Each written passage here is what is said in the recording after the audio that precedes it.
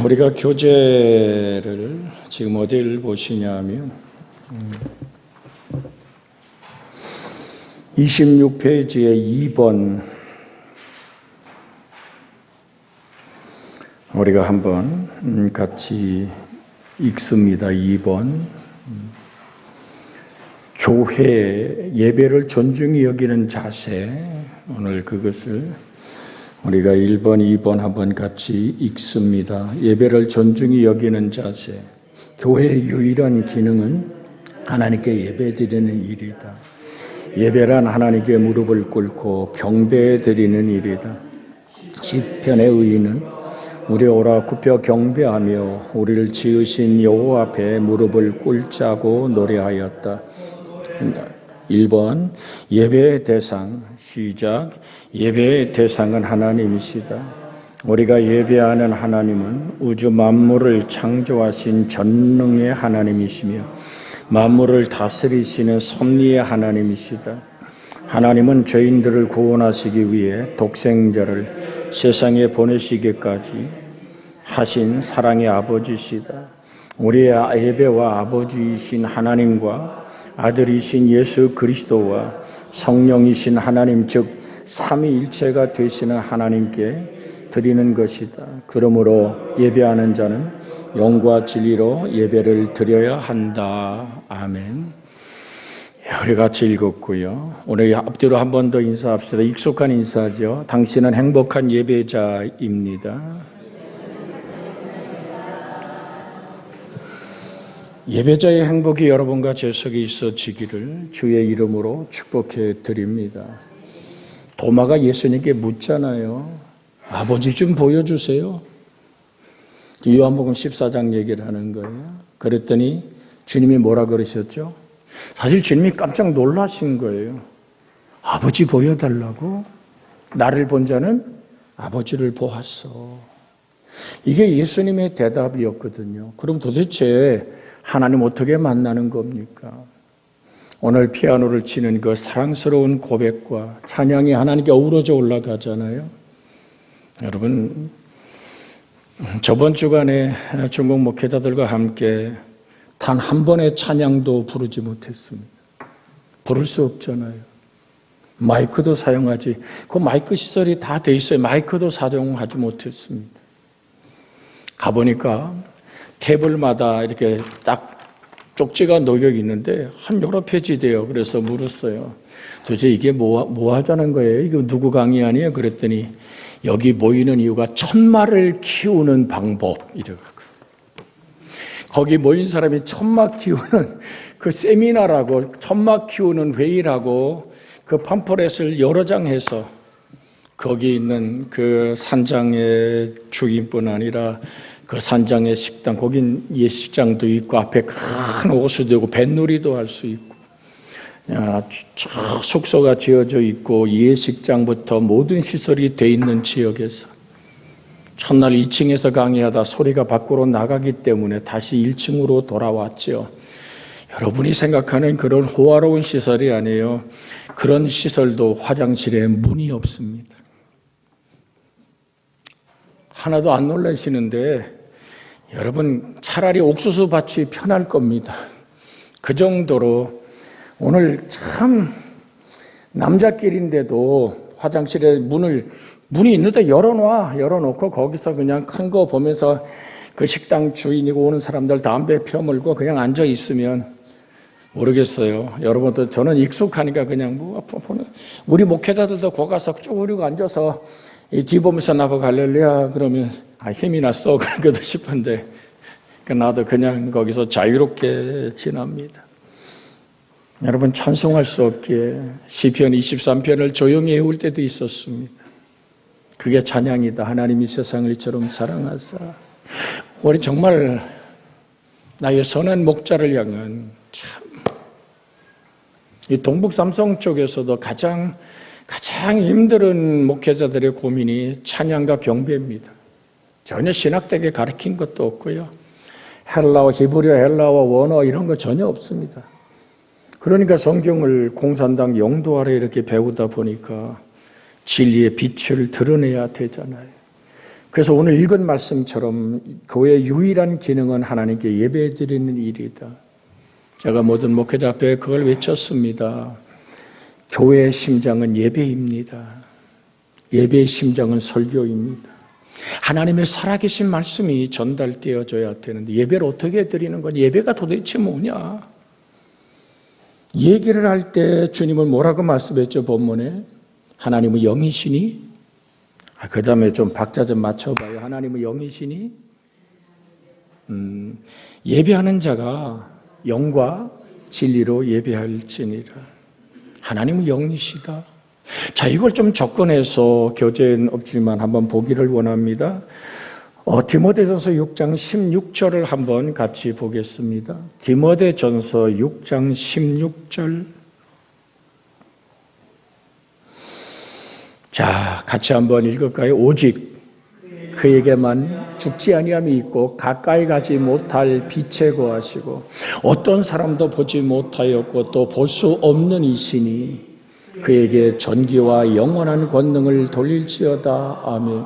자, 어떤 사람도 보지 못하였고 또 볼 수 없는 이신데 그가 그에게만은 죽지 아니함이 있고 가까이 가지 못할 뭐에? 빛에 거하시고 인간이 접근할 수 없는 가까이 가지 못할 빛에 거하시는 전능하신 삼위일체 하나님 어떤 사람도 보지 못했습니다. 볼 수도 없는 이십니다. 그럼 그분을 어떻게 만난다는 얘기입니까? 만나야 예배할 거 아닙니까? 그렇잖아요. 요한복음 1장 18절을 봅니다.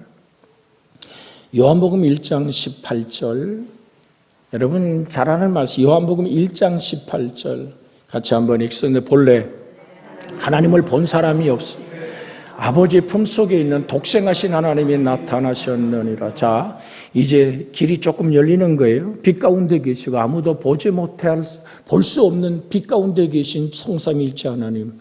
본래 하나님을 본 사람이 없습니다라고 분명히 성경은 말하고 있잖아요. 그런데 아버지 품속에 있는 독생하신 하나님이 나타났습니다. 그럼 독생하신 하나님이신 우리 예수님이 오늘 읽었던 오늘 요한복음 4장 24절에 뭐라고 얘기합니까?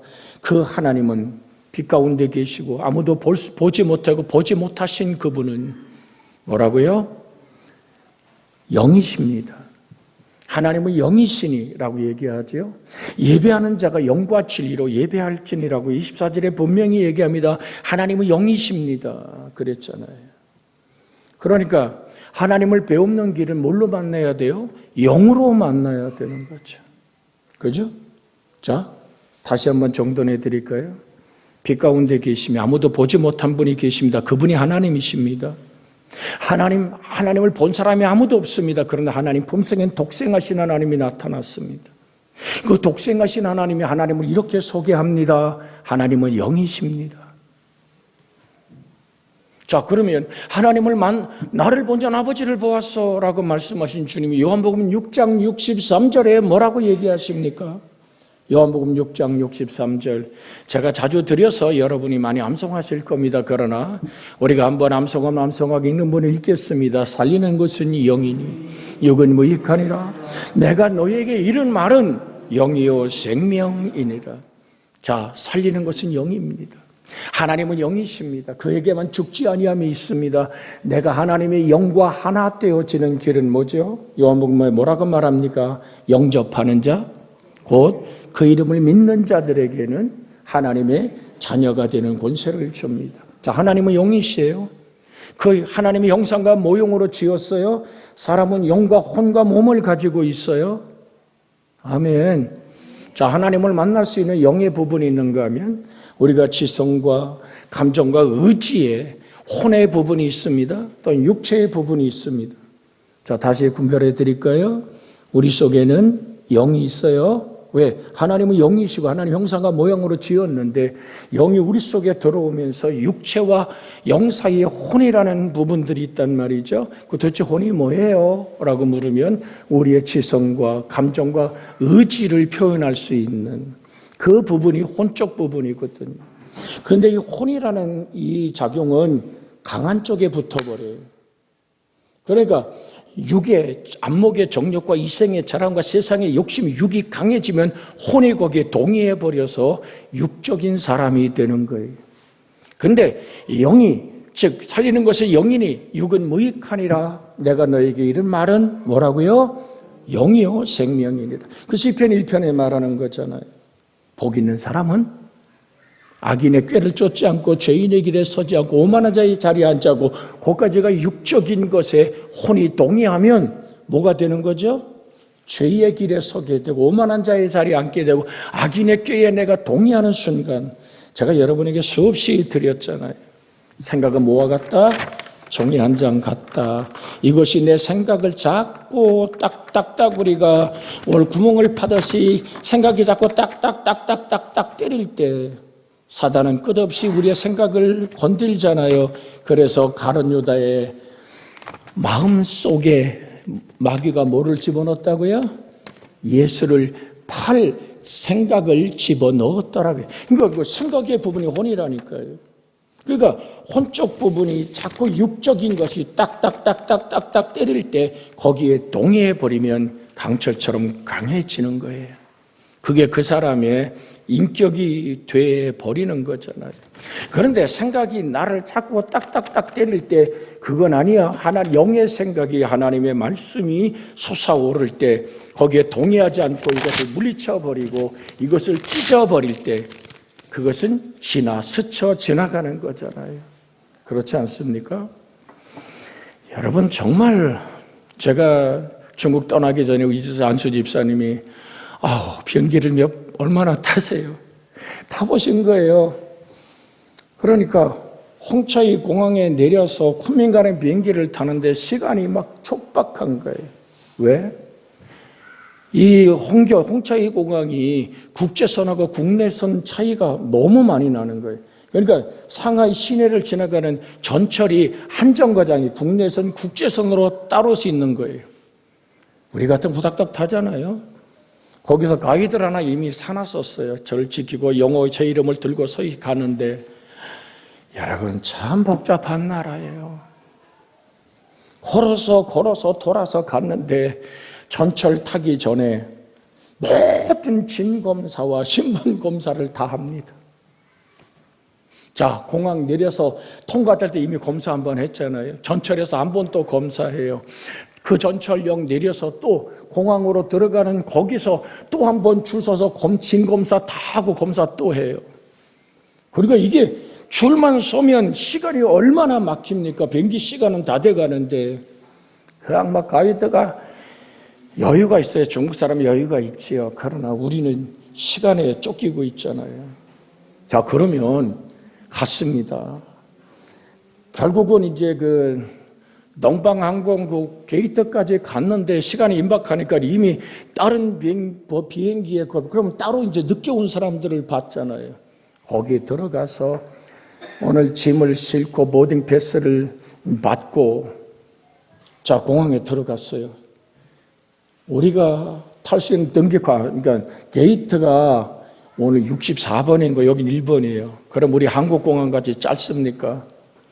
딱 보니까 거기 공항에서 타는 그 버스가 있어요. 안에서만 움직이는 버스 있어요. 간 사람한테 10원씩 내야 돼요. 그걸 우리 돈으로 한 1,800원, 1,900원 정도 되잖아요. 얼른 타가지고 그냥 이게 재밌어서 타는 게 아니니까 시간 없어서 그냥 쫓겨가서 딱 타고 나니까 이미 모딩 패스를 받을 때 보니까 맨 꼴찌예요. 돈하고 상관없이 맨 꼴찌. 여러분 비행기에는 값이 12단계입니다. 1등석부터. 여러분이 꼬랑지에 탔다 그러면 요거는 제일 싼 자리구나 생각하면 대부분 단체 여행 갈 때 어디다 태워요? 맨 꼴찌에 갖다 태우거든요. 거기가 비행기 싸기 제일 싼 자리예요. 화장실 드나드는 사람 수없이 줄 서 있잖아요. 이미 타본 사람은 이해가 될 거예요. 그냥 꼬랑지는 굉장히 많이 흔들립니다. 자, 이 얘기를 왜 드리냐면 그럼에도 불구하고 그 길을 가는 이유가 뭡니까? 예수를 말하려고. 예수와 함께 찬양하고 경배하려고. 정말 우리가 얼마나 찬양하고 경배하는 것이 얼마나 행복한지 몰라요. 예배를 잃어버린 사람들. 예배는 뭐라고요? 교회의 심장이에요. 예배가 뭐라고요? 교회의 심장. 다시 한번 앞뒤로 인사합니다. 예배는 교회의 심장입니다. 그러니까 자, 빛 가운데 계신 그 하나님, 아무도 볼 수 없는 그분, 독생하신 하나님 나타났는데 그분을 어떻게 만난다고요? 하나님은 영이시니까 영으로 만나야 되잖아요. 그럼 뭐가 영이라고 지금 그랬어요? 하나님은 내가 너에게 이른 말이 영이고 생명이다. 그 안에 내가 있어야 되는 거예요. 내 생각이 어디 머물러 있냐고요. 그래서 드린 거예요. 생각은 종이 한 장 같다고. 수없이 불편하고 가는 길이 험하여도 포기할 수 없는 목표가 있기 때문에 그 말씀을 드린 거예요. 우리는 주님과 하나 때문에 자리예요. 이 세상은 뭐죠? 나그네 길이에요. 그걸 인정하십니까? 우리 한번 지금 자꾸 눈이 무거운 거 알아요. 그래서 자꾸 좀 옆에 사람 쿡쿡 찌르라 그러는 거예요. 우리 한번 옆에 사람을 쿡 찔러서 얘기합시다. 우리가 사는 세상은 나그네 길입니다. 그냥 우리 아직은 안 졸았어요. 우리 김영기 우리 집사님이 최 장관님을 푹 쑤셔. 그렇게 장난꾸러기야. 여러분 이 말씀을 왜 드리면 우리는 나그네 길이에요. 나그네 길. 나그네 길 잊지 마십시오. 제가 금방 비행기 타는 얘기를 했어요. 군민공항에 도착해서도 공항이 싹 바뀌었어요. 우리 옛날에 들어갔던 군민공항이 아니에요. 1공항에 내려놨는데 1공항, 2공항이 생긴 거예요. 공항 안에 전철이 놓인 거예요. 군민공항에. 전철을 탔죠. 내 길을 잘못 들었답니다. 먼저 내리는 사람, 우리 이제 같이 갔던 우리 이하 목사님이 나한테 저 사람 머리가 싹 벗겨진, 하나님이 너무 좋아서 쓰다듬었나, 머리털이 하나도 없는 사람이, 덩치가 산만한 사람이, 눈에 딱 띄니까 저 사람 우리 비행기 탄 사람이에요. 그러냐. 그럼 저 사람 가는 길로 가보자고 전철 타고 있는데 그 사람들이 첫 번째 역에 다 내려요. 그래서 내려서 따라가다 보니까 거기 영어로 트랜스퍼 라인인 거예요. 그러니까 다른 비행기에 갈아타는 비행기 라인인 거예요. 얼른 돌아와서 그냥 이게 그냥 핸드폰에 요즘 좋잖아요. 이거 어디로 가면 내가 가서 이제 티켓을 보여주면 이거 어디로 가는 거요. 내가 쿤민공항에서 길을 잃은 거죠. 그래서 안내하는 대로 돌아가서 보니까 짐 내리는 조그마한 짐 내리는 곳에 우리 이 목사하고 내 짐만 돌아가고 있는 거야. 그게 조금 지나면 내려놓고 딴 데 보관해 놓는 순간이 된 거예요. 그 짐을 찾아서 또 통과해서 나왔답니다. 여러분 믿음의 길 잘못 들으면 안 돼요. 아멘. 우리 그러잖아요. 예석이 지금 자고 있는데 맛있는 거 사줄게. 아줌마 따라가. 그러면 안 된다고 어디서부터 가르쳤잖아. 안 해봤어요? 여러분 믿음 아닌 거 따라가면 안 돼요. 주님만이 우리의 동의할 대상인 줄로 믿습니다. 그래서 영과 진리로 예배하라고 얘기하잖아요. 교회는 이제 우리 교재로 돌아가서 교회 유일한 기능은 하나님께 예배하는 일입니다. 예배로 드게 드리라 그랬어요. 하나님은 영이시니 예배하는 자가 영과 진리로 예배할지니라. 그러니까 육적으로 접근해서 예배하면 안 된다는 얘기잖아요. 방법과 수단으로 드리는 예배가 아니라 하나님의 영에 이끌리는 예배자가 되어지기를 주의 이름으로 축복해 드립니다. 자, 하나님의 영이 이끄는 예배자가 누굽니까? 그럼 영이 뭐라 그랬어요? 내가 너에게 이른 말은 뭐라고요? 영이고 생명이다. 그래서 여기 영이시다라는 말은, 하나님이 영이시다라는 말은 그를 예배하는 자들은 영과 진리 안에서 예배해야 된다는 얘기입니다. 자, 한 거 좀 더 나갔습니다. 어디 안에서? 영과 진리 안에서란 뜻입니다. 그러니까 영과 진리 안에서 예배해야 된다는 말이죠. 그래서 사도 요한은 하나님은 사랑이시라고 요한일서 4장 8절 16절에 말하고 있고, 하나님은 빛이시라고 요한일서 1장 5절에 정의한 바 있습니다. 자, 우리가 먼저 요한일서 4장 8절을 볼까요? 우리 1장 5절을 먼저 띄워놨는데 먼저 4장 8절 시작. 사랑하는 자 아니하는 자는 하나님을 알지 못하나니 이는 하나님은 사랑이심이라. 자 16절 4장 16절 봅니다. 요한일서 4장 16절 시작. 하나님이 우리를 사랑하시는 사랑을 알고 우리가 믿었노니 하나님은 사랑이시라. 사랑 안에 거하는 자는 하나님 안에 거하고 하나님도 그 안에 거하시느니라. 자, 하나님은 영이신데 그 영의 표현이 뭐라고요? 사랑이라고요. 사랑은 나를 잊어버리는 거예요. 사랑은 내가 없는 거예요. 여러분 정말로 사랑한다면 나를 잊어버리잖아요.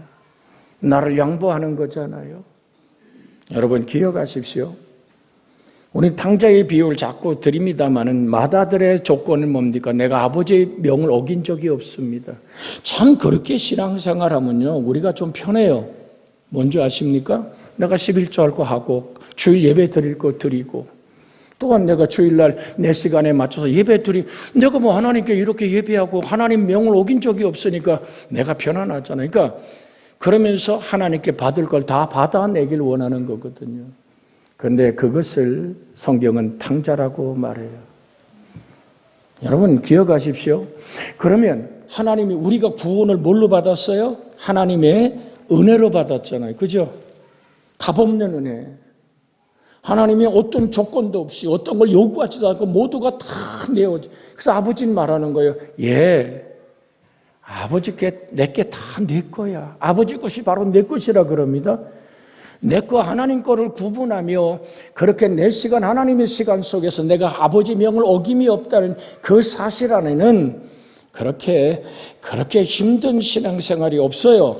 왜냐하면 난 내가 할 거 했다 이거죠. 하나님 앞에 계산을 하기 시작하는 거예요. 그런데 언제부터 문제가 생기는 줄 아십니까? 내 것은 다 하나님 것이고 라는 것이 고백되기 시작하는 것은 하나님이 값없이 나를 사랑하셔서 다 내어준 그 사랑이 내가 느껴질 때 내가 이제는 하나님 것이네 라고 고백되는 순간, 즉 주고받는 거래의 오늘 관계의 오늘 모습에서 주고받는 관계를 넘어선 초월하는 딱 그 순간에 아버지는 아무 조건 없이 내게 모든 것을 다 내어주신 그 사랑. 여러분 이 탕자라는 이름의 그 사전적 정의가 뭔지 아십니까? 그 사전적 정의는 무모할 정도로 씀씀이가 해프단 말도 있지만 즉 하나도 남김없이 다 쓴다는 의미가 있는 거예요. 앞뒤 재지 않고 아낌없이 다 내어주시는 분, 그분이 아버지거든요. 여러분 고린도후서 5장 19절 한번 비춰주실래요? 예배의 자세 때문에 이 말씀 드립니다.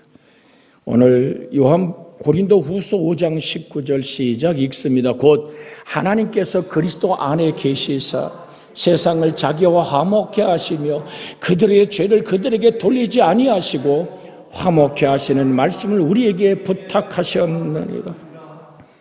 저가 징계를 받음으로 우리가 뭐를 누리고, 이사야 53장 5절에 저가 징계를 받으면 우리가 평화를 누리고, 할렐루야.